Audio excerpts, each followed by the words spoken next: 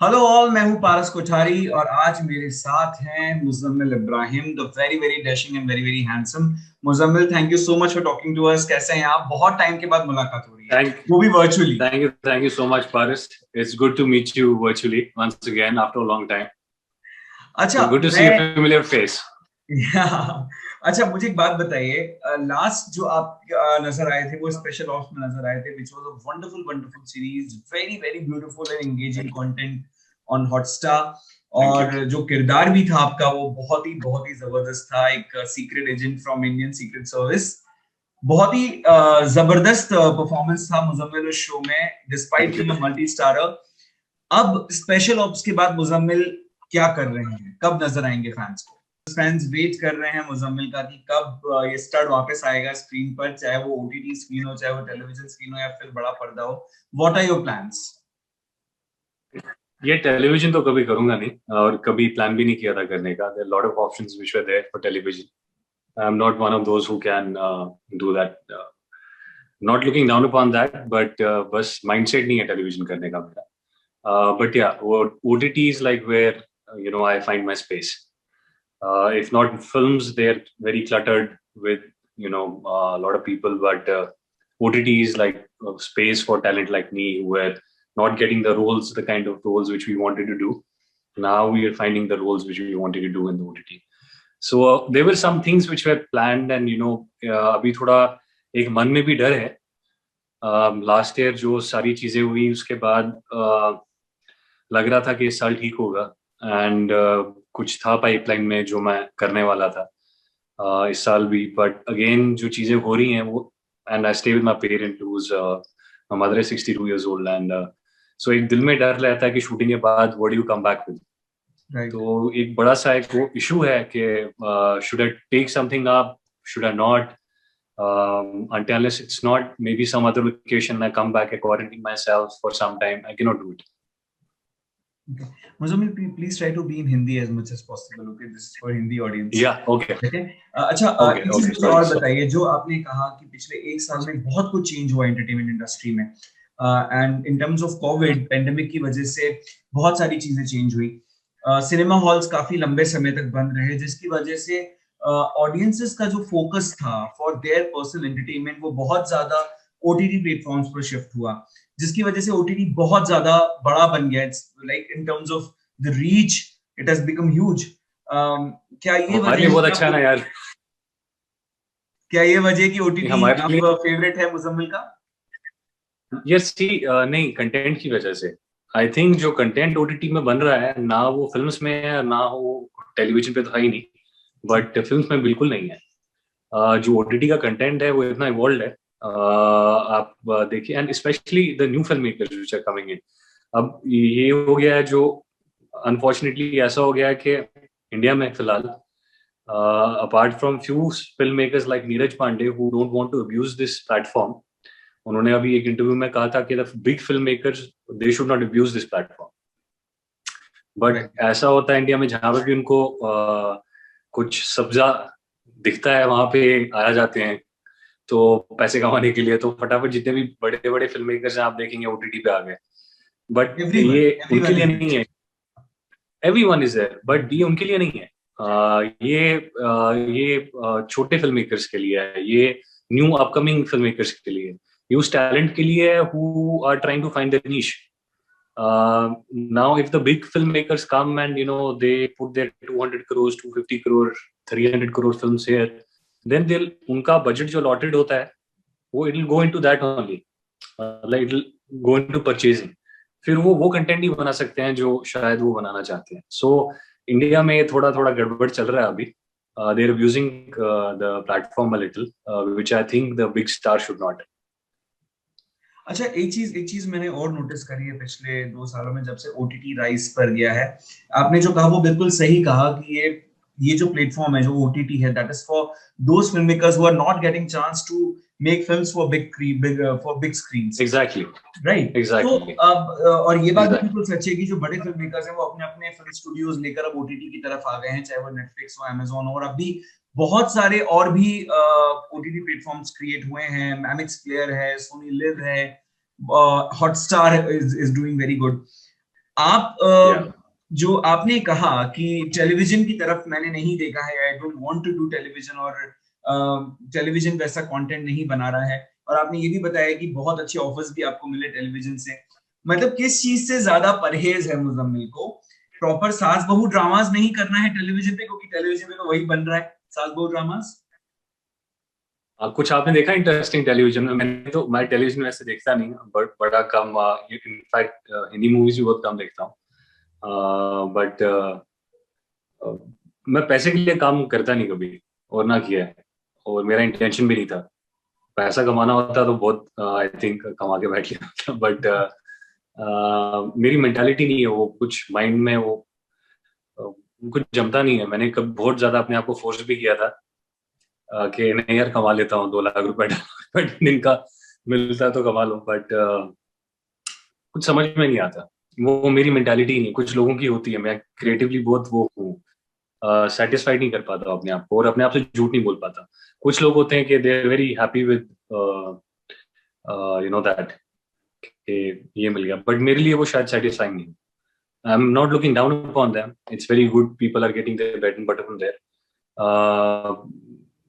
But मेरे लिए show वो सेटिस्फाइंग नहीं, सिंपली। चाहे अच्छा, वो ओटीटी आई में हैव भी not Muzammil, seen any content. OTT में भी बहुत डिफरेंट टाइप ऑफ कंटेंट बन रहा है। जो सीरीज आपने हॉटस्टार के लिए करी, special ops, which was a wonderful wonderful series, वो स्पेशल ऑप्स जो था वो सीक्रेट सर्विस के ऊपर था, स्पाइस थे, आप एजेंट्स थे इंडिया के। ओटीटी में और क्या ट्राई करना चाहते हैं मुजम्मिल? किस तरीके का कंटेंट यार आप और एनीथिंग, करना?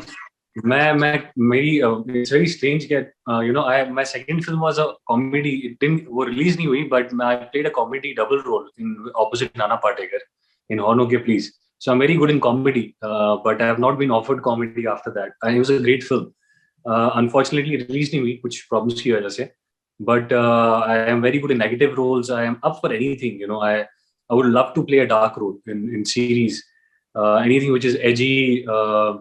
I'm up for experimenting. और ये पूरा एक प्लेटफॉर्म जो है वो मेरे टाइप के लोगों के लिए, जो थोड़े मतलब अपने आप को क्रिएटिवली एक में बहुत ज्यादा कीड़ा रहता है, तो मेरे टाइप के लिए बहुत ज्यादा ये एक सेटिस्फाइंग है कि कंटेंट ऐसा आ रहा है, जनरेट हो रहा है। बट अभी वही हो रहा है, जो स्पिल ओवर था ना, जो फिल्मों का मे बी एक्टर जो स्पिल ओवर थे वो आ रहे हैं इसमें, अभी थोड़ा फिल्टर आउट होने में टाइम लगेगा।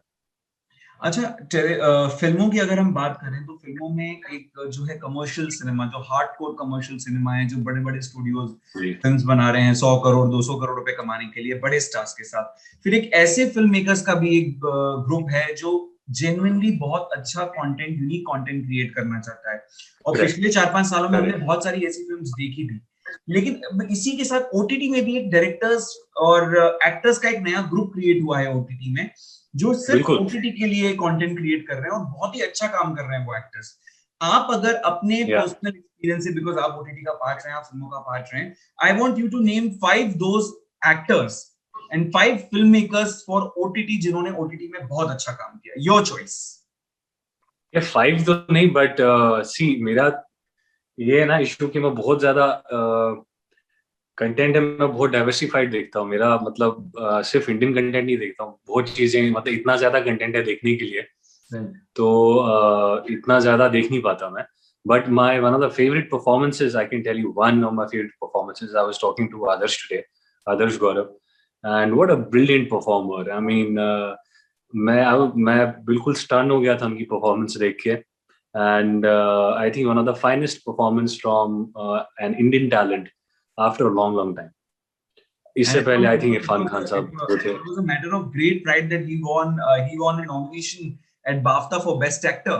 And BAFTA, yeah. I was talking to him today, and you know, he was so humble and he's so sweet, and what a brilliant guy to talk to, and I feel very proud, you know, जब एक outsider especially struggle करके उस मुकाम पे पहुंचता है. I feel very very happy for these guys who even you know strangely I feel this happiness very naturally for everyone, चाहे वो मेरे कॉम्पिटिटर क्यों ना हो, बट वो अगर बाहर से आए हैं तो I feel like one with them. मैंने, मुझे लगता है कि मैंने कुछ अचीव किया, क्योंकि I know their struggle behind. After so many years, you still consider yourself as outsider? I think all my life I'll never be invited at the same table, so I don't want to be a part of the same table actually. So I'm quite happy with making peace with it. Okay, so how many years it has been for you entertainment industry में कितने साल हो गए मुझे? See, देखिए, I debuted when I was 21, so I'm 34 now. So yeah. 13 साल. इन 13 साल की अपनी जर्नी को आप कैसे देखते हैं? Was there apprehension? The ups and downs. I mean, when I started, it's very difficult. See, bro, क्या होता है ना कि हर एक की जर्नी अलग होती है. मुझे आते ही बहुत जल्दी बहुत ज्यादा सक्सेस मिल गई. धोखा was a very critically acclaimed film. Then हॉर्नो के बहुत बड़ी फिल्म थी, मैं नाना पाटेकर डबल रोल. उसके बाद मैं एक और 2-3 फिल्में करने वाला था, बहुत बड़ी फिल्में थी, बट क्योंकि हॉर्नो के नहीं हुई, वो सब नहीं हुई. And it's all in the past. And then actor की सबकी जर्नी होती है. I'm still very young. I mean, 34, 35 guys actually make the debut, my age. So I thankfully had age by my side to do the mistakes and learn from them. क्योंकि उस as में आपके पास I think वो intelligence भी नहीं होती to make your decisions. And I don't come from a family background, तो आपको गाइड करने वाला जो यहाँ पे है बहुत इंपॉर्टेंट होता है. सो मुझे गाइड करने वाला कोई नहीं था. So your only way is by learning through your mistakes, and you end up making a lot of them. So coming so there are a lot of ups and downs. Yeah, coming back to my earlier question that when we were talking about outsiders, आपको ऐसा लग रहा है कि industry में outsiders के लिए जगह बनाना, फिल्में पाना, काम पाना बहुत डिफिकल्ट रहता है? बिकॉज पिछले कुछ सालों में डिबेट बहुत ज्यादा डिबेट हुई है इस चीज को लेकर. बहुत ज्यादा. अभी आप देखेंगे भी ना, कोई अगर ठीक कर रहा है and you see down the line उन्होंने 2 या 3 फिल्में गलत कर दी, out. They will it's very unfair. It's completely unfair. और I will not say I'm not against star sons or star kids or anything, but I'm against nepotism. And nepotism is, unbiased advantage to your ilk, your family or your friends. Unfair advantage. And I see so many actors जो अभी deserve नहीं करते industry में होना, but वो हैं और वो फिल्में करते जा रहे हैं one after another. और people कहीं पे मतलब people don't realize कि उसकी जगह कोई और talented आदमी बाहर का बहुत अच्छा काम कर सकता था, बहुत आगे जा सकता था. It could have been another Salman Khan, another Shah Rukh Khan. Right. I could have been, honestly. But because these people never leave that space, it never comes to us. The work will never come to us if, these people, and it's very unfortunate. That's how it functions here. I totally understand whether you deserve it or not. Just because you are a star kid, आपको films और वो chances बार-बार मिलते रहेंगे, चाहे आपको success हमेशा मिलेंगे, आपको endless chances मिलेंगे, unless you're extremely bad, then only you'll be thrown out. But even if you're decently okay, आपका PR आपको promote करके superstar तो बना ही देगा. If you go and Google, the best looking guys of India, I'm not there. So, and you'll see some actors, star kids, but I'm not there, and it's very strange. I was like, okay, यहाँ पे तो होना चाहिए था यार. समझ रहा हूँ मैं आपकी बात बहुत अच्छे से. मतलब I can totally feel your this. Lastly, Muzammil, आप अपने फैंस को ये वादा करें जरूर. हम चाहते हैं कि आप बहुत जल्दी OTT पर एक बहुत ही धमाकेदार रोल के साथ वापसी कर रहे हैं, बिकॉज इसके बाद लोग जेन्युइनली आपको क्रेव कर रहे हैं. इंशाल्लाह, गॉड विलिंग, if सारी चीजें ठीक हो जाती हैं, I really hope we get through this horrific time as soon as possible. And from my side, I do promise that I'll be back on screen with something very special, better, bigger, inshallah, very soon. Thank you so much, Muzammil. Thank you so much, and all the very best. Thank you, brother.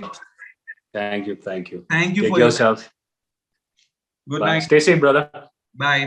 Bye.